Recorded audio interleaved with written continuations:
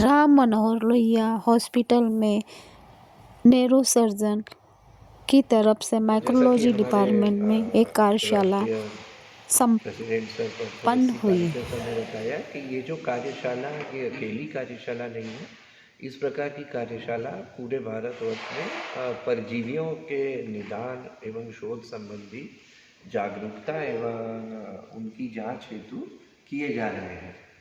उसमें से उत्तर प्रदेश में ये पहली कार्यशाला थी जो कि न्यूरोसिस्टी सर्कोसिस पर आधारित है। और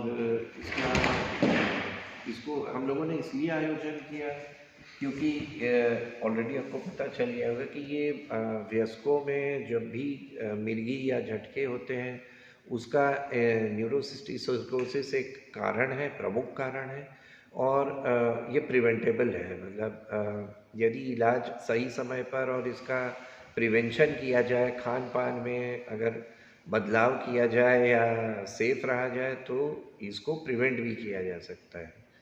तो अतएव इस प्रकार की कार्यशाला हम ने आयोजित की जो कि उत्तर प्रदेश में पहली बार IATP RML के क्रम में पहली कार्यशाला है। क्या इसकी और कार्यशालाएं आयोजित करने का भविष्य में प्लान है आपका? यहाँ पर तो अभी सर के साथ प्रत्येक वर्ष एक कार्यशाला राम मनोहर लोहिया आयुर्विज्ञान संस्थान IATP के तत्वाधान में एवं उनकी गाइडेंस में किया जाएगा। बहुत बहुत धन्यवाद सर।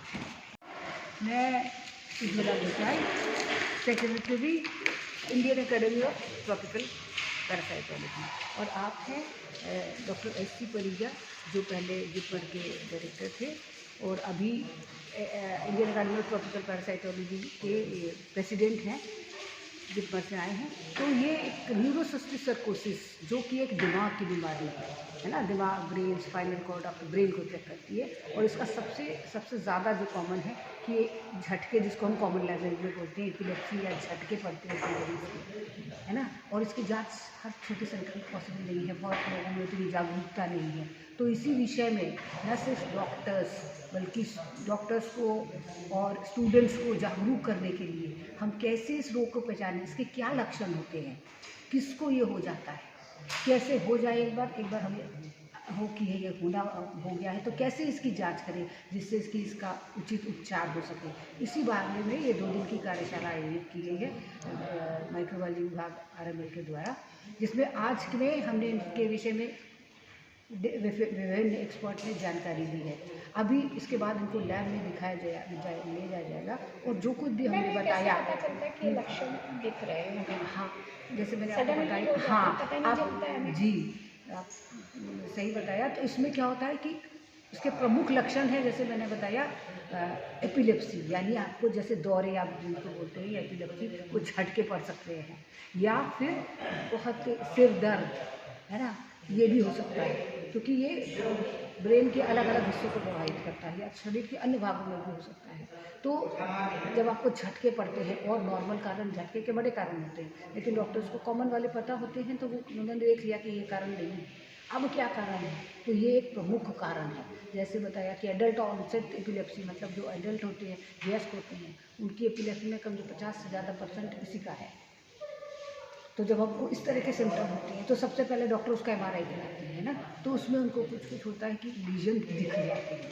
तो बहुत बार तो इसलिए इसमें माइक्रोबायोलॉजी विभाग, पैथोलॉजी विभाग, रेडियोलॉजी विभाग, इन सब का रोल रहता है। और ये भी सभी यहाँ पे इनमें से बहुत आए हुए हैं और मिल के चर्चा कर रहे हैं, क्योंकि इसमें कोई एक का रोल नहीं है, सब का रोल है।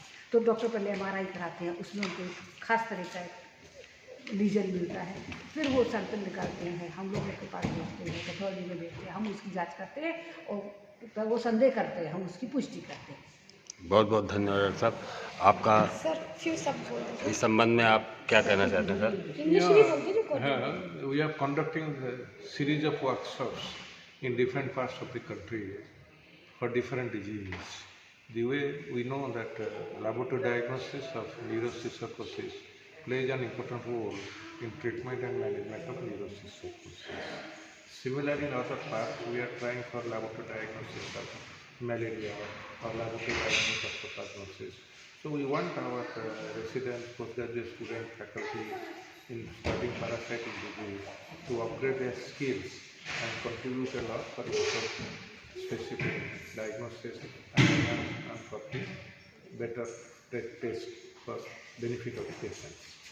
थैंक यू डॉक्टर साहब।